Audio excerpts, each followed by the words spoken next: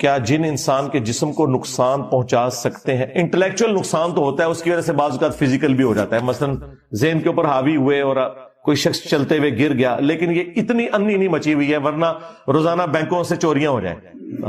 جن کے پاس جنات ہیں تو بھائی ٹھیک ہے، امریکہ نے جہاں پہ وہ پہاڑوں کی ٹنلز کے اندر سونا سٹور کیا ہوا ہے تو نکلوائیں، کوئی ڈلیاں ادھر لا کے دیں، IMF کا قرضہ اتاریں۔ بزرگ تو نہیں اتار سکے تو چلیں آپ بھی اتروا دیں یار، اتنی کوئی انی نہیں مچی ہوئی۔ آپ کی نظر میں تعویذ کی کیا حیثیت ہے؟ تعویذ لٹکانا تو یہ کوئی ثابت نہیں ہے۔ تعویذ سے مراد اگر نبی الاسلام کے تعویذات ہیں نا، وہ ہیں المعوذات، آخری 3 صورتیں جو بخاری میں ہے، نبی الاسلام 3 دفعہ پڑھ کے ہاتھوں پہ پھونک کے جسم پہ ملتے تھے، 3 پناہ دینے والی صورتیں، یہ اصلی تعویذات ہیں۔ یوٹیوب پہ میرا کلپ ہے نبی الاسلام کے تعویذات۔ یہ لٹکانا، پرچیوں پہ لکھنا نمبر، یہ سب کے سب بدعت ہیں جی، اس کا اسلام میں کوئی نہیں ہے۔ ارے بھائی عوام آج کل کے پیروں فقیروں پر بھروسہ کیوں کرتی ہے؟ اس لیے کہ پرانے پیروں فقیروں پہ بھی بھروسہ کرتے آئے آپ۔ یہ آج کل جعلی پیر، اور یہ ٹرم ہی غلط ہے بھائی، یہ شروع سے یہ سب کچھ ہی جعلی ہے۔ وہ ہمارے جو بھائی ہیں سائل ادیم صاحب، ان کو بھی ہم نے کہا تھا یار آپ کہاں پہ اللہ کے بندو، وہ کہتے ہیں جی جس کی جعلی موجود ہو تو اس کی اصل بھی ہوتی ہے، اس کا مطلب ہے کہ اصلی بزرگ بھی ہوتے تھے۔ تو میں نے ان کو بتایا کہ اللہ کے بندے اصلی جو ہے وہ انبیاء ہوا کرتے تھے، ان کی نقلیں یہ اتارتے ہیں۔ اصل غلاف کعبہ تھا، انہوں نے قبروں میں غلاف چڑھائے۔ سمجھ رہے ہیں نا میری بات؟ ہاں، اصل انبیاء کرام ہوتے تھے، ان کے وضو کا پانی صحابہ کرام نیچے گرنے نہیں دیتے تھے۔ اس کے بعد حضرت ابوبکر کے وضو کا پانی بھی کبھی کسی نے نہیں لیا۔ ہاں، آپ کے پیر فقیر جو ہے نا یہ تھوکے ڈال ڈال کے آپ کو دے رہے ہیں، اور قبروں کو غسل دیا جاتا ہے، غلاف کعبہ اتار کے سال میں 2 دفعہ کعبے کو غسل دیا جاتا ہے، یہاں پہ مزارات کو غسل دیا جاتا ہے، اور وہاں غسل دینے والوں میں آپ کے سارے یہ وزراء شامل ہوتے ہیں، وہ خود گدیوں کے اوپر بیٹھے ہوئے، خواہ وہ نون لیگ سے ہوں، پیپلز پارٹی سے ہوں یا PTI سے ہوں، سارے اس امام کے اندر ننگے ہیں۔ تو وام کے بزرگان دین بھی یہی کچھ تھے، ان کے پچھلے بھی یہی تھے بھائی۔ یہاں پہ مولانا مودودی نے صحیح بات کی تھی کہ انڈیا پاکستان کے لوگوں نے اسلام قبول نہیں کیا، اسلام نے انہیں قبول کر لیا ہوا ہے کہ ٹھیک ہے تسی بھی کلمہ پڑھا ہے، چلو خیر ہے یار ہو گئے مسلمان۔ اسلام نہیں انہوں نے قبول کیتا، ہاں اسلام نے انہوں نے قبول کر لیا۔ میرے والد نے ایک مسجد اور مدرسہ اللہ کی راہ میں وقف کیا، اور ان کی خواہش ہے کہ ان کی قبر مدرسے میں بنائی جائے۔ ایک کونے میں مدرسے کے اندر جگہ طے بھی کی جا چکی ہے۔ والد صاحب کو سمجھائیں یار بچ جائیں، مطلب ایک نیکی کرنے کے بعد پھر ایک جاتے جاتے گناہ کر کے جا رہے ہیں۔ یہ عموماً ان کی نظر میں یہ ہوتا ہے کہ جب وہاں پہ ہماری قبر ہوگی تو کوئی راہ چلتے ہوئے کوئی فاتحہ پڑھ دے گا، کوئی یہ کر دے گا، او بھائی کوئی بھی نہ پڑھے، آپ لاوارث بھی مر جائیں، ہاں اپنے اعمال ساتھ لے کے جائیں، ٹھیک ہے؟ مسلمانوں کی دعاؤں کا حصہ آپ کو ملے گا۔ ہمارے اوپر تو واجب ہے کہ ہر مرے ہوئے مسلمان کے لیے دعا کرنی۔ میں ہر اتوار کو یہاں بھی دعا کرواتا ہوں، ہم نماز میں بھی کرتے ہیں۔ یہ آپ کام نہ کریں۔ بخاری مسلم میں حدیث ہے، نبی الاسلام نے قبروں پر مسجد بنانے سے منع کیا ہے۔ اس کے اوپر میری تفصیلی ویڈیو ہے، رپلائی ٹو مولانا طارق جمیل آن گنبد خضرا۔ یہ پورے کا پورا جو معاملہ مسجد نبوی سے اخذ کر کے اور یہ مزارات کا سلسلہ شروع ہوا، اس پہ میری ویڈیو دیکھ لیں۔ والد صاحب کو اللہ ہدایت دے آپ کے۔ ہمیں حضور اکرم صلی اللہ علیہ وآلہ وسلم پر کون سا درود پاک پڑھنا چاہیے جو افضل ہو؟ یہ درود ابراہیمی کا جو پہلا حصہ ہے نا، اللہم صلی علی محمد وعلی آل محمد، بہترین درود شریف ہے۔ اس کے اوپر میری تفصیلی ویڈیو ہے، سنن نسائی کے اندر موجود ہے۔ درود ابراہیمی تو خیر بخاری مسلم میں بھی آیا ہوا ہے، یہ سب سے بیسٹ ہے، یہ پڑھا کریں۔ فرض نماز کے سجدے میں حمد، درود اور توبہ کیسے کریں؟ جیسے نبی الاسلام نے کیے، بخاری مسلم میں حدیث ہے، نبی الاسلام سجدے میں پڑھتے تھے سبحانک اللہم ربنا وبحمدک اللہم اغفر لی۔ یہ اینڈ پہ آپ کو نماز والا ریسرچ پیپر مل جائے گا، اس میں یہ دعا لکھی ہوئی ہے۔ اس میں اللہ کی حمد بھی ہے، استغفار بھی ہے۔ اور مسلم میں ایک اور حدیث ہے کہ تم میں سے کوئی شخص سجدے میں اپنے رب کے سب سے زیادہ قریب ہوتا ہے تو لہٰذا سجدے میں خوب دعائیں مانگو۔ سجدے سے مراد نماز کا سجدہ ہے، یہ جو بعد میں سجدہ کرتے ہیں نا لادہ سے، وہ بدعت ہے۔ نماز کے سجدے میں آپ نے سنت دعائیں جو قرآن میں آئی ہیں احادیث میں وہ آپ مانگیں۔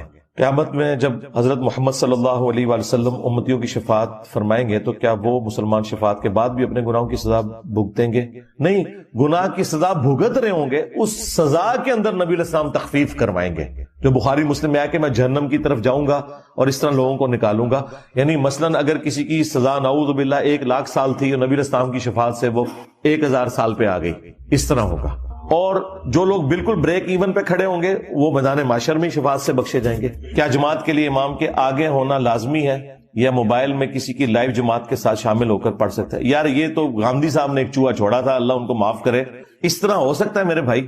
یہاں تو جماعت کے اندر جب آپ کی صفیں متصل نہ ہو تو پھر جماعت اسٹیبلش نہیں ہوتی، اور یہ لوگ کرتے ہیں، اس کو آپ مذاق نہ سمجھیں۔ یہ لوگ یورپ امریکہ میں انہوں نے ریئل ٹائم خانہ کعبہ کی نماز لگائی ہوتی ہے اور اس کے پیچھے امام کعبہ کے پیچھے نماز پڑھ رہے ہوتے ہیں۔ بھائی وہ ادھر کا ٹائم ڈفرنٹ ہے, یہاں کا ڈفرنٹ ہے, اور اس طریقے سے متصل وہاں تک صفحے بھی موجود نہیں ہے. اس طرح نہیں ہو سکتا بھائی. ایون یہ بھی نہیں ہو سکتا کہ ایک مسجد ہے اور اس محلے میں کوئی گھر ہے اور لوگ اپنے گھروں میں مسجد والے امام کے پیچھے نیت کر لیں, ایسے بھی نہیں ہوگا. صف کا متصل ہونا ضروری ہے. مولانا اسحاق کا لیکچر سنا تھا سترہ کے متعلق. وہ کہتے ہیں کہ نمازی ہاتھ کے ساتھ روکے, مطلب کہ ہاتھ کی جگہ کے آگے سے گزر سکتے ہیں. نہیں, یہ بالکل غلط مطلب ہے اگر انہوں نے لیا ہے. واللہ عالم, میں نے نہیں ویڈیو دیکھی. بھائی اگر سجدہ گاہ کے آگے سے گزرنے کی اجازت ہوتی تو سترے کا کانسیپٹ ہی ختم ہو جاتا. احادیث میں یہ لکھا ہوتا کہ ایک صف چھوڑ کر گزر جائے. سترے کا کانسیپٹ تو ہے ہی یہ ہے کہ آپ نمازی کے آگے سے نہیں گزر سکتے, ورنہ تو روکنے کی ضرورت نہیں تھی. یہ بتایا جاتا کہ اس صف سے نہ گزرے. تو اس سترے کا مطلب ہی یہ ہے کہ آپ نے سترے کے بغیر آگے سے نہیں گزرنا. سترے پہ میری بڑی تفصیلی ویڈیو ریکارڈ ہے. ایک کمزور روایت ہے ابو داؤد کے اندر, اس میں بھی جو الفاظ ہیں وہ یہ ہیں کہ اگر کوئی شخص ہاتھ میں پتھر پکڑے اور پورا زور لگا کے پھینکے تو جتنی دور جا کے گرے گا نا, اتنی دور تک نمازی کے آگے سے بغیر سترے کے کوئی گزر نہیں سکتا, اس کے بعد گزر سکتا ہے. جی ہاں, اے وی کمزور جو روایت, ہمارے نزدیک تو انفینٹ تک کوئی گزر نہیں سکتا جب تک وہ نمازی نظر آ رہا ہے آپ کو, الا یہ کہ آپ سامنے سترہ رکھیں. اور یہ حکم خانہ کعبہ اور مسجد نبوی کے لیے بھی ہے, وہاں تو لوگ بے دھڑک گزر رہے ہوتے ہیں. یہ ایتے جائز ہے, تو اس لیے میں نے تفصیلی ویڈیوز کے اوپر ریکارڈ کروائی ہے, وہ آپ دیکھ لیں. ہر لحاظ سے میں نے اس پہ ڈسکشن کی ہے. اللہ پاک کی طرف سے نکاح لازم ہوتے ساتھ سب سے پہلے کس ہستی کا نکاح پڑھایا گیا تھا اور کس نے پڑھایا تھا؟ سب سے پہلے ظاہر ہے کہ اما ابا کا ہی نکاح ہوا تھا, حضرت آدم اور حوا کا. باقی وہ کتنا حق مہر تھا, کیا ہوا, اس کی تفصیلات نہیں ہے. صوفیاء نے اپنی طرف سے کہانیاں لکھی ہیں, مجھے پتہ ہے, لیکن وہ ضرورت ہی نہیں بیان کرنے کی, ان کا دین سے کوئی لینا دینا نہیں ہے. مسلم شریف میں لکھا ہے کہ آپ علیہ السلام نے ام حبیبہ ابو سفیان کی بیٹی سے آپ کا نکاح ہوا, وہ کافی پہلے ہو چکا تھا. جی, اس کے اوپر میں کافی دفعہ بول چکا ہوں. یہ 3 مختلف واقعات ہیں جو راوی نے ایک جگہ جمع کر دی. یہ آپ کی بات بالکل ٹھیک ہے, وہ پہلے ہی نکاح ہوا تھا. What are the Islamic rulings regarding musical instruments? بچیں جی, میوزک سے بچیں, سوائے جو خوشی کے موقع کے اوپر کوئی ہے اور وہ جو تھوڑا بہت ہے. باقی یہ جو آج کل کا جس طرح کا میوزک ہے اس سے تو بچنے میں ہی عافیت ہے. What are the Islamic rulings on wearing silver and gold? مردوں عورت میں فرق ہے. مرد سلور کی پہن سکتا ہے, چاندی کی انگوٹھی, اور عورت جو ہے وہ کسی قسم کا بھی زیور پہن سکتی ہے. عورت کے لیے کوئی ممانعت والا معاملہ نہیں ہے. 2011 میں آپ نے بیان میں کہا تھا کہ ہم سے ہمارے اعمال کے بارے میں پوچھا جائے گا, جو گزر گئے ان سے ان کے اعمال کے بارے میں. 2020 میں آپ کہتے ہیں کہ اہل بیت کا ہم سے پوچھا جائے گا. بالکل ٹھیک ہے, دونوں باتیں جو ہیں وہ اپنے اپنے وقت کے اندر درست تھیں. اس وقت ہم جن تھے, آج ہم دیو ہیں. اس وقت وہ بات تھی جو آپ کے علماء سے سنی تھی. جب ہم نے پھر بعد میں اسے پڑھا کہ ان لوگوں نے قرآن میں تحریف کی ہوئی ہے. اگر یہ بات مان لی جائے تو نبی علیہ السلام نے یہ کیوں فرمایا کہ علی سے محبت نہیں رکھے گا مگر مومن, علی سے بغض نہیں رکھے گا مگر منافق. صحیح مسلم 240. اور پھر حضرت علی کی وجہ سے 2 فرقے جہنم میں چلے جائیں گے, ایک محبت میں غلوف کر کے, ایک دشمنی میں. تو یقیناً سیدنا علی اور اہل بیت کا معاملہ ہماری جنت اور جہنم کے ساتھ جڑا ہوا ہے. تو جن لوگوں نے تل کا امت قد خلت کا لفظ ترجمہ کر کے آپ کو گمراہ کرنے کی کوشش کی, خواہ وہ پرانے بزرگوں میں سے تھے یا نئے بزرگوں میں سے, انہوں نے آؤٹ آف کنٹیکسٹ اسے کوٹ کیا. وہ یہ ہو رہا تھا کہ یہود و نصارہ کہتے تھے ہمارے بزرگوں کی نیکیاں ہمیں کام آئیں گی, تو اللہ تعالیٰ فرمایا تل کا امت قد خلت, وہ ایک امت تھی, اچھی امت گزر چکی, ان کے لیے ان کے اعمال ہے, تمہارے لیے تمہارے اعمال ہے. تم سے یہ نہیں پوچھا جائے گا کہ انہوں نے کیا کیا جائے, تم سے یہ پوچھا جائے گا تم کیا لے کے آئے ہو. لہا ما کسبت ہے, علیہا مکتسبت نہیں. علیہا ہوتا نا تو ہوتا کہ ان کی برائیوں کا وبال ان پر اور تمہاری برائیوں کا وبال تم پر. اس میں کہ ان کے نیک اعمال وہ اپنے لیے کر کے, تم اپنے نیک اعمال اپنے لیے کرو گے. برائیوں کا ذکر نہیں ہے. ان سے کہنا عربی بڑی آندھی تھے, عربی مار گئی تھوڑی, ورنہ یوسف علیہ السلام کے بھائی کیا دنیا سے چلے نہیں گئے تھے, ڈبل صحابی تھے. اللہ نے کیوں ان کی غلطی ذکر کی قرآن میں؟ عبرت کے لیے. حضرت آدم علیہ السلام کی غلطی معاف ہوگی, عبرت کے لیے ذکر کی. سورہ اعراف میں آیا کہ جس طرح تمہارے ماں باپ کو شیطان نے ورگلایا, دیکھنا تمہیں نہ ورگلا دے. تو حضرت آدم کی اگر توہین نہیں ہوئی تو صحابہ کرام تو پھر نبیوں کے مقابلے میں تو پھر کچھ بھی نہیں ہے نا. تو غلطی کا ذکر اپنی جگہ, توہین آپ نے نہیں کرنی. بالکل. ہمارا جو رافضیوں سے اختلاف یہ ہے کہ وہ اس غلطی کی بنیاد پر صحابہ پر لعنت کرتے ہیں, اور ناسبیوں سے اختلاف یہ ہے کہ وہ قرآن و حدیث کی تعریف کرتے ہیں اور کہتے ہیں غلطی بیان کرنا کفر ہے. تو یہ غلطیاں تو قرآن میں بیان ہوئی نہیں ہے, اور یہ کہنا کہ معافی کے بعد بیان نہیں ہونی چاہیے, تو معافی کے بعد ہی یوسف علیہ السلام کا واقعہ بیان ہوا ہے. رفع الدین والی ایک حدیث مرفوع متصل ہو جس میں آپ علیہ السلام کا 4 جگہوں والا رفع الدین ثابت ہو. جی یہ تو پرانے سوال ہو گئے. نبی علیہ السلام نے فرمایا نماز اس طرح پڑھو جس طرح مجھے نماز پڑھتے ہوئے دیکھتے ہو. یہ حکم آ گیا. سلو کما رأیتمونی اصلی، صحیح بخاری 631. اور اس حدیث کے راوی ہیں مالک بن حویرث. وہ کہہ رہے ہیں کہ نبی علیہ السلام نے ہم سے کہا تھا کہ نماز اس طرح پڑھنی ہے جس طرح مجھے دیکھا ہے. اور مالک بن حویرث کی بخاری مسلم میں حدیث ہے کہ نماز شروع کرتے وقت، رکوع میں جاتے وقت اور رکوع سے اٹھتے وقت نبی علیہ السلام رفع الیدین کرتے تھے. رہ گیا جو چوتھا رفع الیدین ہے 2 رکعتوں سے اٹھ کر، وہ بھی بخاری کے اندر موجود ہے. 2 رکعتوں سے اٹھ کے تو بالکل موجود ہے. یہ تو پرانیاں گلاں ہو گئیاں، ان کو سوال بدلو، ہن کوئی نویں لے کے آؤ. وہی کہانیاں کدے بتاں والیاں تے کدے جناب گھوڑوں کی دموں والی، تو مذاق بن رہا ہے. جس شخص کے حالات خراب ہوں، کھانے کو کچھ نہ ہو، کیا وہ غیر اللہ کا نام کا لنگر لے کر کھا سکتا ہے؟ اگر زندگی موت کی کشمکش بن گئی ہے تو کھا سکتا ہے. وہ تو آپ مردار بھی کھا سکتے ہیں. لیکن اللہ کے فضل سے آج بھی ہر شہر کے اندر کئی تندوروں پہ لکھا ہوتا ہے انہوں نے کہ آپ اگر آپ کا پیسے نہیں آپ کو روٹی فری ملے گی. آج جیلم میں بھی اتنے دسترخوان چل رہے ہیں پورے ملک میں. میں نہیں سمجھتا پاکستان میں کوئی جگہ ہے جہاں پہ اس طرح کے دسترخوان نہ چل رہے ہوں. تو وہ اللہ کی رضا کی خاطر لوگ کرتے ہیں. باقی یہ مزارات کے اوپر بھی جو کھانا پینا ہے نا، کھانا اگر اللہ کے نام کا ہے تو اس کھانے کو ہم حرام نہیں سمجھتے، اس ایکٹیویٹی کو حرام سمجھتے. میں تو 11ویں کے کھانے کو بھی حرام نہیں سمجھتا. اگر کوئی کہتا ہے میں یہ اللہ کے نام کی دے رہا ہوں اور اس کا ثواب عبد القادر جیلانی کو پہنچ رہا ہے، تو ہمیں اس ایکٹیویٹی سے اختلاف ہے. میت کی طرف سے صدقہ تو ہو سکتا ہے، لیکن اگر وہ کہہ رہا ہے میں عبد القادر جیلانی کے نام کی دے رہا ہوں، پھر حرام ہو جائے گی. نبی صلی اللہ علیہ وآلہ وسلم نے فرمایا کہ قرآن حکیم کی تلاوت کیا کرو، قرآن اپنے پڑھنے والے کے لیے سفارش کرے گا. اور پھر آپ نے بالخصوص فرمایا کہ سورۃ البقرہ اور سورہ آل عمران یہ قیامت والے دن 2 پرندوں اور 2 بادلوں کی شکل میں چمکتے ہوئے، الزہراوین کے الفاظ ہیں، 2 چمکتے ہوئے بادلوں کی شکل میں ظاہر ہوں گی اور اللہ تعالیٰ سے جھگڑا کریں گی اس شخص کے حق میں جو ان کی تلاوت کیا کرتا تھا. یہ صحیح مسلم الفاظ ہیں. اور آپ علیہ السلام نے فرمایا کہ اپنے گھروں میں اس کی تلاوت کرو، جادوگر سورہ بقرہ کو نہیں پہنچ سکتے. اور صحیح مسلم شریف میں حدیث ہے کہ جس گھر میں سورہ البقرہ کی تلاوت کی جاتی ہے وہاں سے شیطان بھاگ جاتا ہے، شیاطین بھاگ جاتے ہیں. اور یعنی یہ جادوگروں کے اگینسٹ، شیاطین کے اگینسٹ یہ سورۃ البقرہ جو ہے یہ بڑی پرفیکٹ. اور مسلم شریف کے یہ بھی الفاظ ہیں کہ نبی علیہ السلام نے فرمایا کہ سورہ البقرہ کو پڑھنا برکت ہے اور اسے چھوڑ دینا حسرت ہے. اس کے اندر وہ فضائل ہیں کہ وہ کوئی محروم شخص ہی اس سے محروم رہے گا. بخاری و مسلم میں ایک اور حدیث ہے، سیدنا اسید بن حضیر رضی اللہ تعالیٰ عنہ کہتے ہیں کہ ایک رات میں سورہ بقرہ کی تلاوت کر رہا تھا تو میرے پاس ایک گھوڑا میرا بندھا ہوا تھا تو اس نے بدکنا شروع کر دیا. تو میں نے تلاوت روک دی تو وہ بالکل سٹیبل ہو گیا. پھر میں نے تلاوت شروع کی، وہ بدکنا شروع ہو گیا. حتیٰ کہ وہ کہتے ہیں میرا ایک چھوٹا سا بیٹا جو پاس ہی لیٹا ہوا تھا یحییٰ، مجھے خطرہ ہوا کہ یہ گھوڑا اس پہ نہ چڑھ دوڑے، اتنا بدکے. میں نے پھر تلاوت روک دی تو میں بڑا پریشان ہوا کہ یہ سورہ البقرہ کی تلاوت کرنے سے یہ اس طرح کے ایفیکٹ کیوں آ رہے ہیں. یہ صحیح مسلم میں بھی ہے، بخاری میں بھی. تو کہتے ہیں میں نے بائی چانس ہی جب نگاہ اٹھا کے دیکھا تو مجھے اپنے اوپر ایک بہت بڑا بادل نظر آیا جس میں کئی ایک چراغ روشن تھے، بیسیکلی وہ فرشتے تھے. اور جب میں تلاوت شروع کرتا تھا وہ بادل نیچے آ جاتا تھا اور اس کی وجہ سے گھوڑا بھی دکھتا تھا.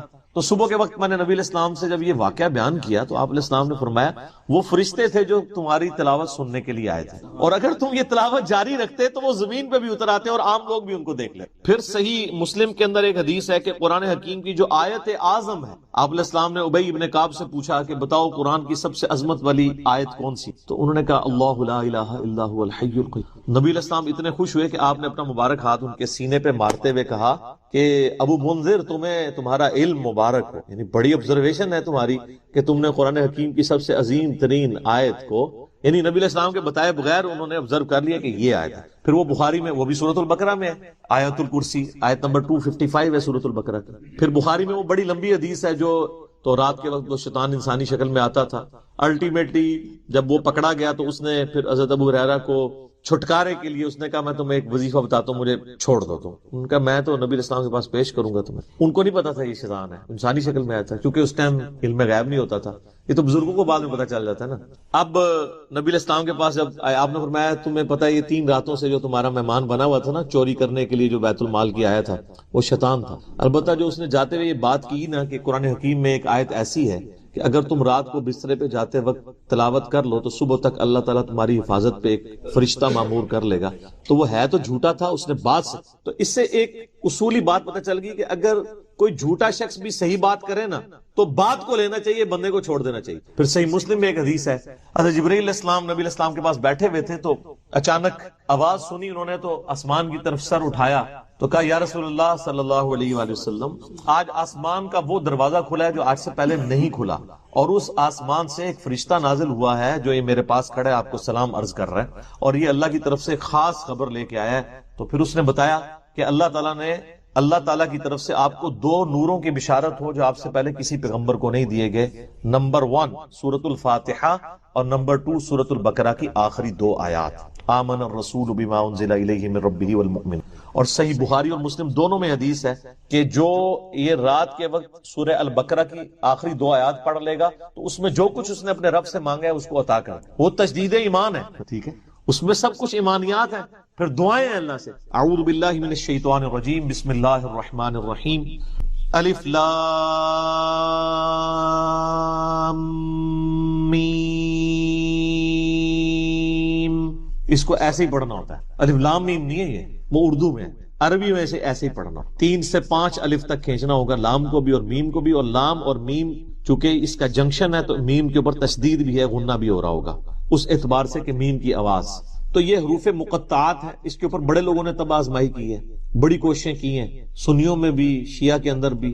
ہمارے قریبی دوست ہیں شیعہ عالم دین ہیں ثاقب اکبر صاحب، جو ملی یکجہتی کونسل کے سیکٹری بھی ہیں، انہوں نے ایک پوری کتاب لکھی ہے حروف مقطعات کے اوپر۔ انہوں نے سارے اقوال جو اہل سنت کے ہاں بھی تھے، اہل تشیع کے ہاں بھی تھے، ان سب کے سب اقوال کو جمع کیا ہے۔ الٹیمیٹلی رزلٹ یہ ہے کہ یہ اللہ اور اس کے نبی علیہ السلام کے درمیان جو ہے کوڈ ورڈز ہیں، اور کچھ الفاظ کو تو ہم قرآن حکیم کی روح سے ان کا مطلب بھی جان سکتے ہیں، اور عربی میں اس وقت عربی لنگوسٹک کے اندر مستعمل تھا اس طرح کے کوڈ ورڈز یوز کرنا، تو اس لیے کبھی بھی مشرکین عرب نے اس کے اوپر اعتراض نہیں کیا کہ یہ اس کا مطلب بتایا جائے ہمیں، کیونکہ ان کے بھی کوڈ ورڈز چلتے تھے، کچھ کا بتا بھی دیا، جس طرح کہ جو سورہ نون ہے، سورۃ القلم بھی جسے کہتے ہیں، پارہ نمبر 29، تو اس میں صاحب الحوت کا ذکر آیا، یعنی مچھلی والے، کون؟ سیدنا یونس علیہ السلام۔ اور سورہ الانبیاء میں حضرت یونس کا نام ہے ذن نون، نون والا، جیسے ہم کہتے ہیں نا ذل جلال یا ذل جلال، حالت رفع میں پڑھا جائے گا ذل جلال، جلال۔ ربنا اغفر لنا ولاخواننا الذين سبقونا بالایمان، اے رب ہمارے مغفرت فرما دے ہماری اور ہمارے بھائیوں کی جو ہم سے پہلے ایمان کی حالت میں دنیا سے رخصت ہو گئے۔ ولا تجعل في قلوبنا غلا للذين آمنوا، اور ہمارے دل میں کوئی کجی، کوئی ٹیڑھ پن، کوئی بغض و کینہ ان لوگوں کے بارے میں نہ رکھ جو مر چکے۔ ظاہر ہے جو مر چکا ہے وہ اپنے انجام کو پہنچ چکا ہے، صحیح بخاری میں حدیث ہے کہ مردوں کو گالی مت دو، وہ اپنے انجام کو پہنچ چکے ہیں، اچھے یا برے۔ ربنا انک رؤوف الرحیم، اے میرے رب بے شک، اے ہمارے رب بے شک تو بخشنے والا ہے، مہربان ہے۔ تو یہ اہل ایمان کو یہ بات سکھائی گئی ہے کہ ان کی یہ روش ہونی چاہیے کہ جو بھی ایمان کی حالت میں ان سے پہلے لوگ چلے گئے ان کے لیے دعائیں مغفرت کر۔ اب یہ ایک الگ حقیقت ہے تلخ کہ ایمان کی حالت میں ہمارے معاشرے کے اندر تو اسی کو سمجھا جاتا ہے جو آپ کے فرقے پہ مرا ہو، کیونکہ دوسرے فرقے پہ مر جائے تو وہ تو ایمان کی حالت میں مرا ہی نہیں ہے۔ اب یہ ایک تلخ حقیقت ہے، اور اسی وجہ سے آپ دیکھتے ہیں کہ جب ایک مکتب فکر کے لوگ دوسرے مکتب فکر کا جنازہ پڑھ لیتے ہیں تو پھر بعد میں ان کے علماء فتویٰ دیتے ہیں کہ بھئی آپ کا تو نکاح ہی ٹوٹ چکا ہے، آپ نکاح بھی دوبارہ کروائیں اور تجدید ایمان بھی کروائیں، اور اس قسم کی کئی ایک فنی ویڈیوز جو اوریجنل ویڈیوز ہیں، اسلام کا مذاق اڑانے والی، مسلمانوں کی وجہ سے جو ویڈیوز بنی ہیں وہ معاشرے کے اندر عام ہیں، وہ آپ نے اکثر اوقات دیکھی ہوں گی۔ اب میرے بھائیو، یہ جو دعا کا معاملہ ہے یہ اللہ تعالیٰ نے ایسا اوبلیگیٹری رکھا ہے کہ ہماری جو اسلام کی بیسک ٹیچنگز ہیں ان کے اندر اس کو ایک ضروریات دین کے طور پر اللہ تعالیٰ نے ان چیزوں کو جاری فرما دیا ہے، جیسا کہ صحیح بخاری اور صحیح مسلم کی متفق علیہ حدیث ہے کہ اللہ کے محبوب صلی اللہ علیہ وآلہ وسلم نے فرمایا کہ ایک مسلمان کے دوسرے مسلمان پہ 5 حقوق ہیں، جب وہ اس سے ملے تو اسے سلام کرے، یہ پہلا حق ہے۔ دوسرا حق، جب وہ بیمار ہو جائے اس کی عیادت کرے۔ تیسرا حق، جب وہ مر جائے تو اس کی نماز جنازہ پڑھے، تو ظاہر ہے نماز جنازہ میں دعا مانگے گا مرے ہوئے کے لیے۔ چوتھا حق، جب وہ دعوت دے تو اس کی دعوت کو قبول کرے۔ اور 5واں حق یہ ہے کہ جب وہ چھینک کے جواب میں الحمدللہ کہے تو آپ اس کے جواب میں کہیں یرحمک اللہ، اللہ تعالیٰ تجھ پر رحم فرمائے۔ تو یہ 5 بنیادی حقوق ہیں، جس میں تیسرا حق ایک مسلمان کی نماز جنازہ پڑھنا ہے، اور نماز جنازہ میں ظاہر ہے کہ دعا اللہ تعالیٰ نے اس کے اندر بلٹ ان رکھ دی ہے۔ صحیح مسلم میں ایک حدیث ہے کہ اللہ کے محبوب صلی اللہ علیہ وآلہ وسلم نے فرمایا کہ جس کے جنازے میں 40 ایسے لوگ شریک ہوں جو اللہ تعالیٰ کے ساتھ شرک نہ کرتے ہوں، تو اللہ تعالیٰ ان 40 لوگوں کی شفاعت اس میت کے حق میں قبول و منظور فرما دے گا، یعنی اس کی مغفرت فرما دے گا۔ تو یہ بہت بڑی فضیلت ہے۔ تو یہ بھی مرے ہوئے بندے کو زندہ لوگوں کی طرف سے پہنچنے والی ایک نفع مند چیز ہے۔ آپ اسے ایصال ثواب کہہ لیں، آپ اس کو دعائے مغفرت کہہ لیں، کوئی بھی۔ نماز جنازہ میں ہم جو دعا مانگتے ہیں، ویسے تو کئی ایک دعائیں رپورٹ ہوئی ہیں، سب سے مشہور دعا وہ ہے جو جامعہ ترمذی کے اندر ہے، سنن نبی داؤد کے اندر ہے،